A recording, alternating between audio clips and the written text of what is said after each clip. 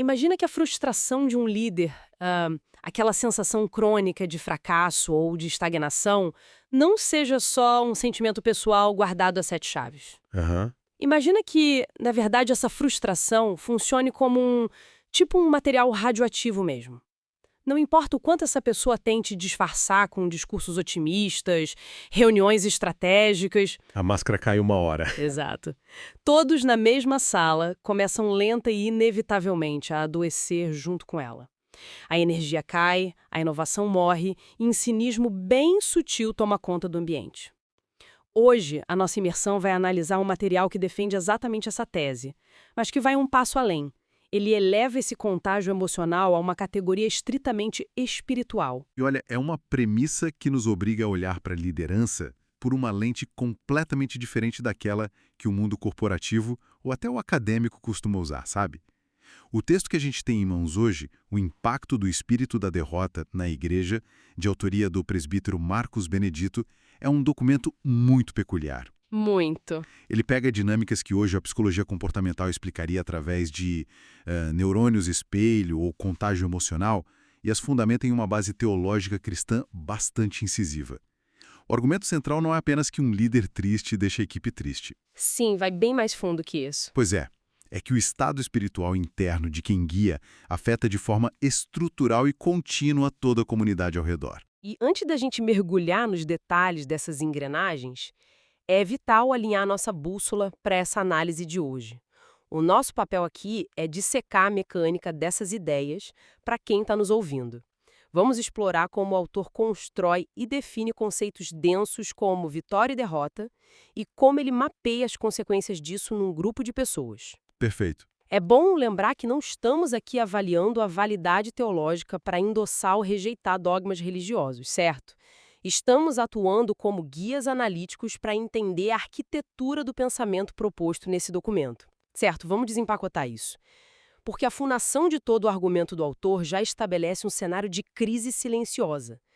O texto aponta para o que acontece quando a estrutura interna da liderança entra em colapso. O autor não começa falando de grandes escândalos ou daquelas falhas morais estrondosas, que é o que a gente normalmente associa à queda de uma liderança, né? Ele foca em algo muito mais insidioso.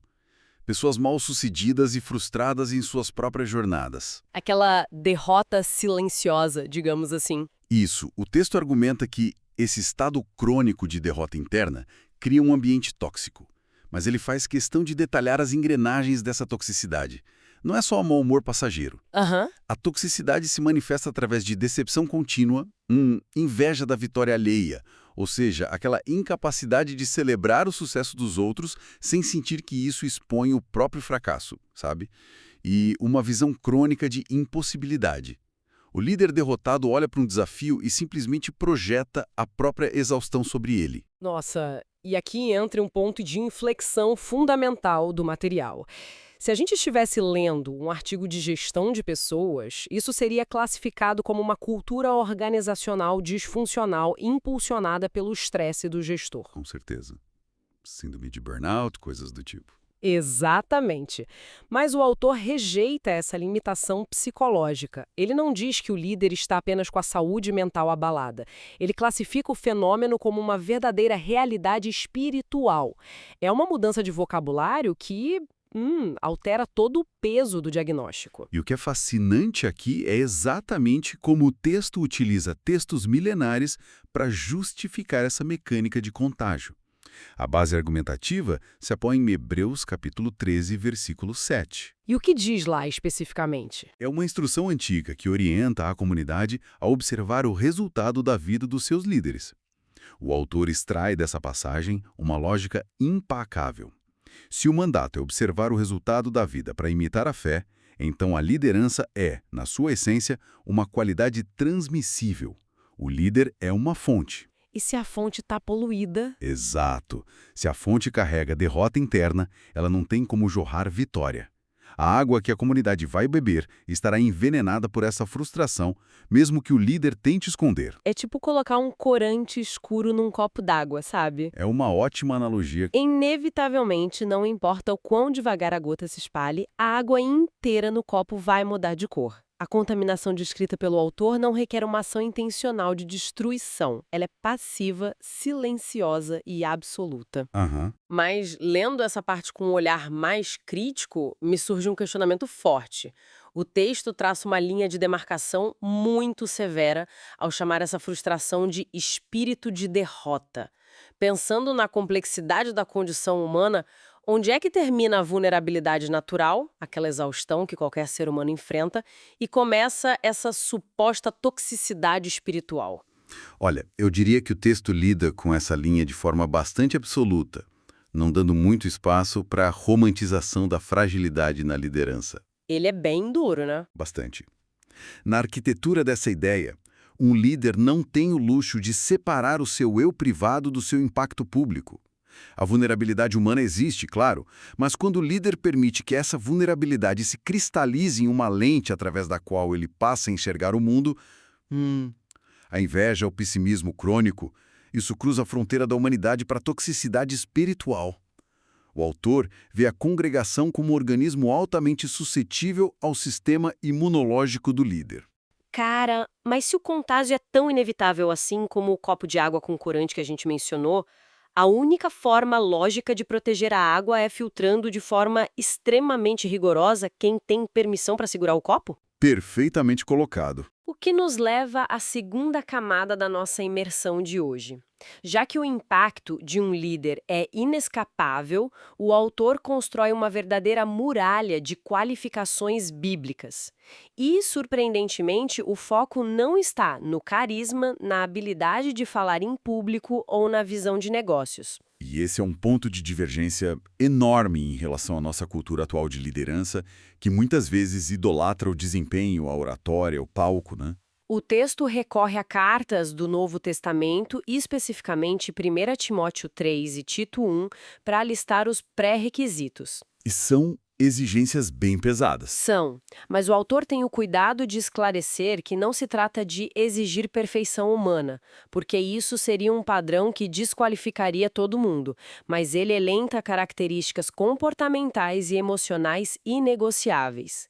O líder precisa ser irrepreensível, moderado, pacífico, não violento e, acima de tudo, precisa saber governar a própria casa. 5. Referindo-se ao fruto do espírito, que culmina justamente no domínio próprio. E ainda tem o peso do alerta de Tiago 3 de que aqueles que assumem o papel de mestres serão julgados com muito mais rigor. O nível de escrutínio interno e externo é gigantesco. Se conectarmos isso a um panorama mais amplo, a lógica subjacente do autor é fascinante. A governança pessoal e familiar é apresentada como laboratório. É tipo teste prático de certificação para a governança coletiva. Pense na mecânica disso. Tô pensando.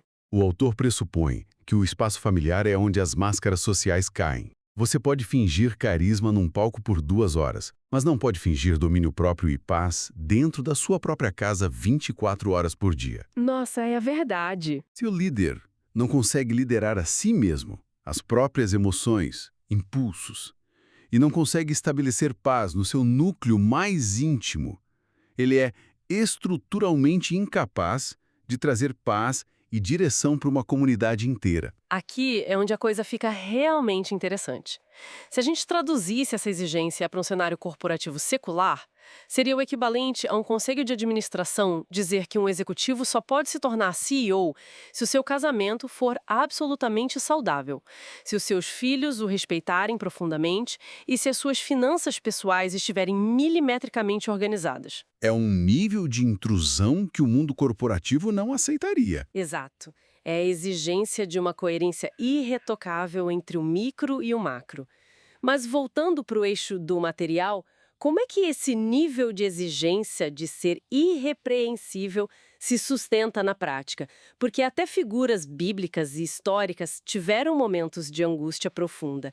Como o autor concilia a realidade humana com essa necessidade de uma vitória constante? A saída que o texto encontra é redefinir o que significa essa vitória.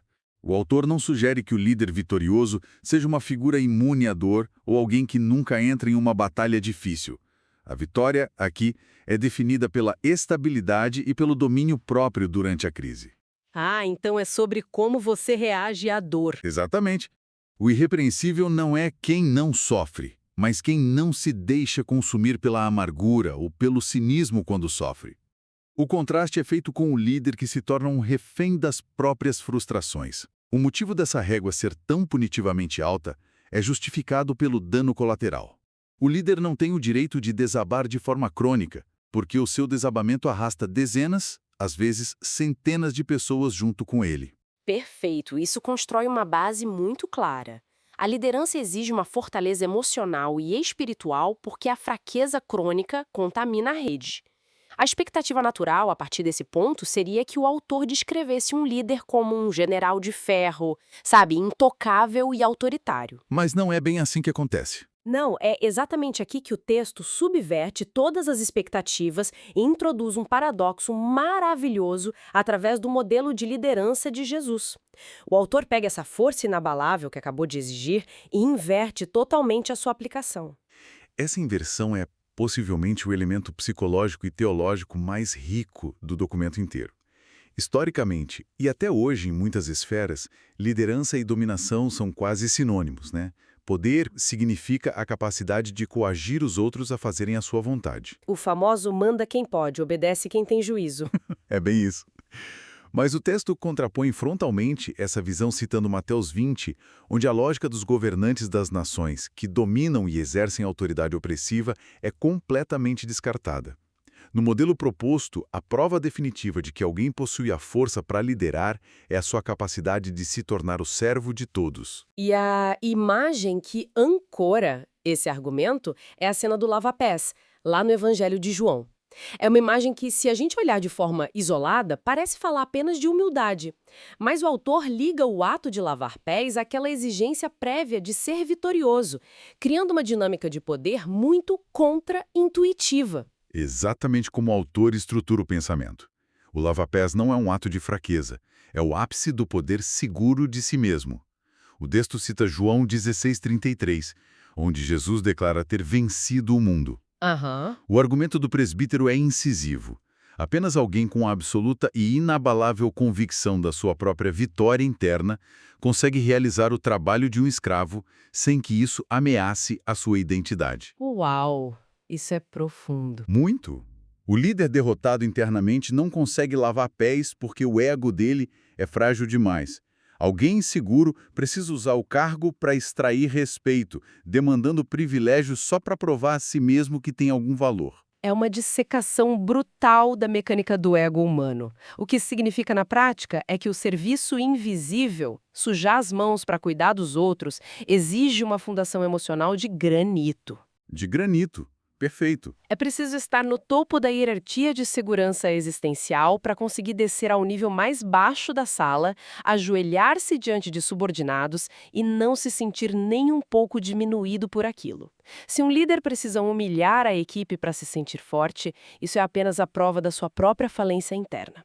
O verdadeiro poder repousa na paz e na plenitude, e liderar se torna um transbordamento dessa plenitude, não uma tentativa de preencher lacunas emocionais, sugando a energia do grupo. E perceba como isso fecha o círculo do argumento do contágio. Um líder frustrado usa a igreja para tentar se curar, contaminando a todos. Um líder vitorioso usa a sua cura para servir a igreja, elevando a todos. Mas isso inevitavelmente nos força a olhar para a realidade nua e crua das comunidades. Sim, porque a realidade não é tão ideal assim. Exato. Se apenas os fortes, curados e vitoriosos podem lavar os pés e liderar, o texto precisa responder à pergunta óbvia. O que fazemos com as pessoas que chegam machucadas, com aquelas que estão de fato em estado de derrota e trauma? O famoso elefante na sala, né? E o autor não tenta varrer a dor humana para debaixo do tapete. Ele reconhece que a congregação é repleta de pessoas com passados complexos e traumas não resolvidos. Ele até menciona a trajetória do apóstolo Paulo, que tinha um passado de perseguidor violento antes de ser transformado. Um exemplo clássico. Mas o autor estabelece uma fronteira de ferro. A comunidade deve acolher e restaurar essas pessoas, sim, mas sob nenhuma hipótese elas devem assumir posições de liderança enquanto o processo de restauração não for concluído. E a imagem que ele evoca para consolidar essa proibição é das mais incisivas. Ele recorre a um vocabulário militar. A premissa é simples e brutal. Abre aspas. Não se coloca um soldado ferido na frente de batalha sem que ele seja curado e fortalecido primeiro. Fecha aspas. É uma imagem muito forte. E isso levanta uma discussão imensa sobre a função primária de uma comunidade. Frequentemente a gente ouve a expressão de que a igreja não é um museu de santos, mas um hospital para pecadores. E um hospital lida com feridas abertas diariamente. Isso levanta uma questão importante sobre distinção de papéis. O que o texto faz é separar categoricamente o trabalho de cuidado pastoral do trabalho estratégico de liderança. O autor argumenta que o hospital existe, claro que sim, mas os pacientes que estão na UTI sangrando não podem ser os médicos escalados para realizar as cirurgias no bloco operatório. Faz sentido. Ele justifica essa dureza citando Provérbios 29:18, afirmando que onde não há visão, o povo perece. A lógica comportamental aqui é que a dor extrema rouba a visão. Um soldado gravemente ferido não está pensando na estratégia de vencer a guerra.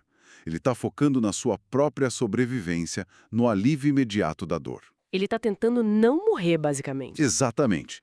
Se você coloca alguém cuja visão foi obliterada pela dor no comando, a comunidade inteira perde o rumo e perece. É um pragmatismo muito forte. Você precisa de alguém inteiro para aguentar os golpes que a linha de frente inevitavelmente vai sofrer.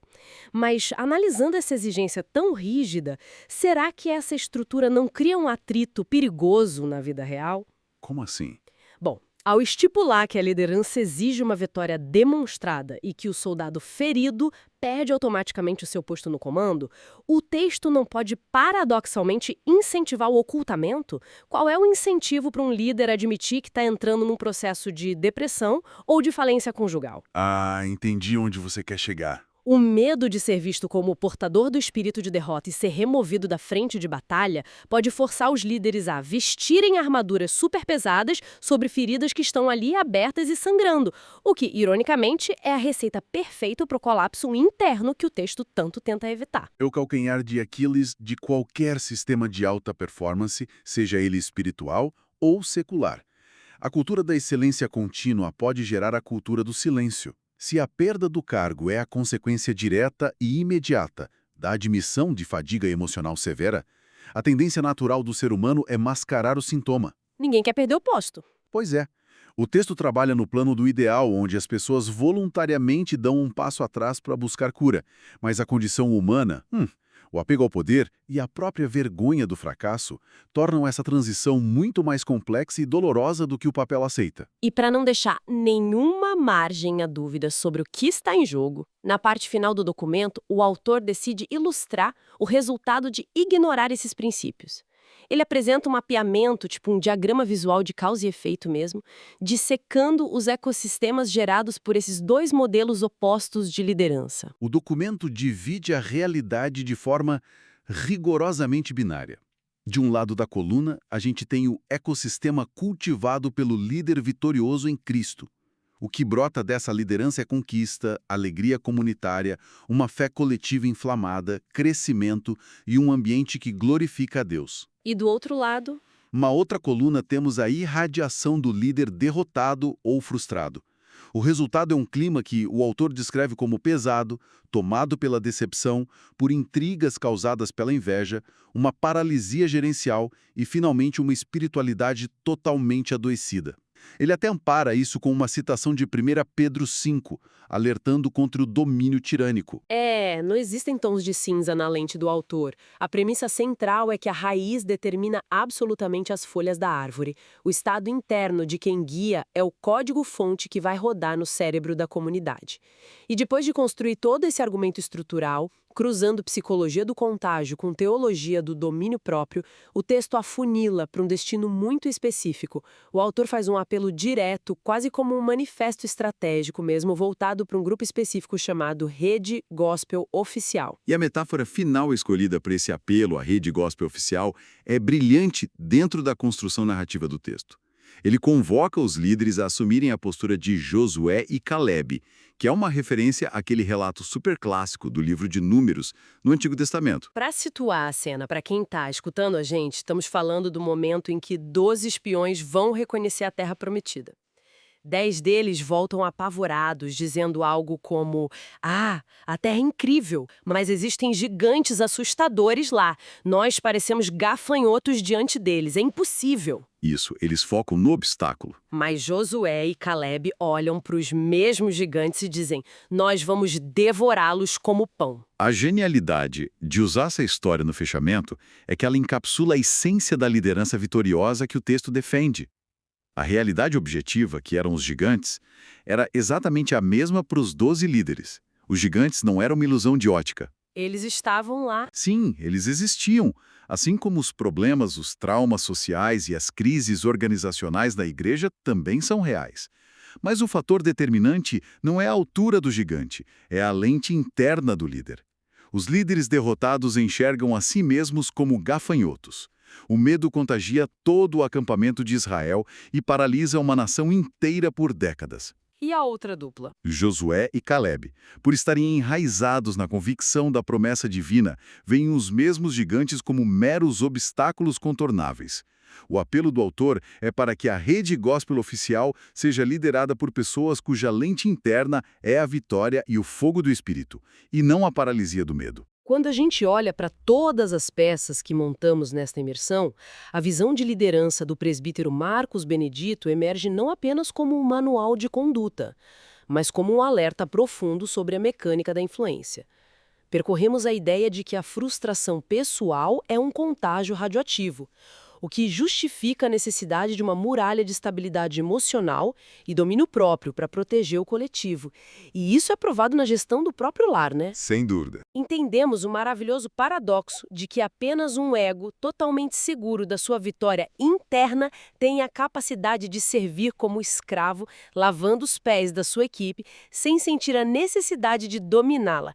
E finalmente vimos a separação cirúrgica que o texto faz entre a importância de cuidar pastoralmente do soldado ferido e o perigo letal de colocá-lo para comandar a visão estratégica da frente de batalha, o que resulta nesse ecossistema binário que depende puramente da lente interpretativa de quem está no leme. O grande saldo dessa obra é que ela não tenta suavizar o fardo da liderança em nenhum momento.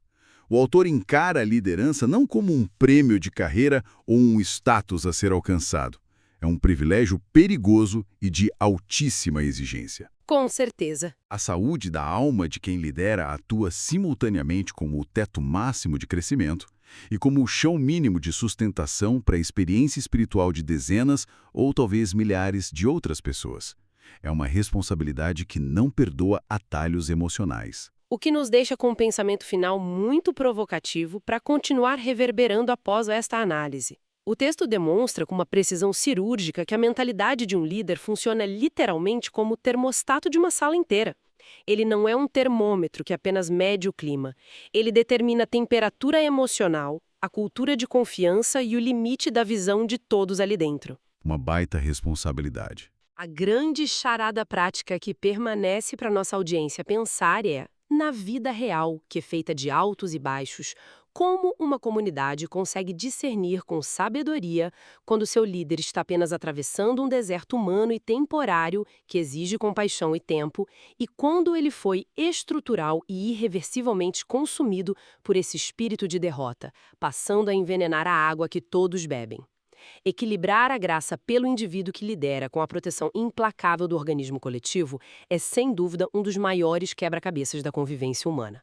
Fica aqui o nosso enorme agradecimento a quem acompanhou o detalhamento destas ideias hoje. E seguimos questionando, analisando e desempacotando as dinâmicas que moldam o nosso comportamento. Até a próxima imersão!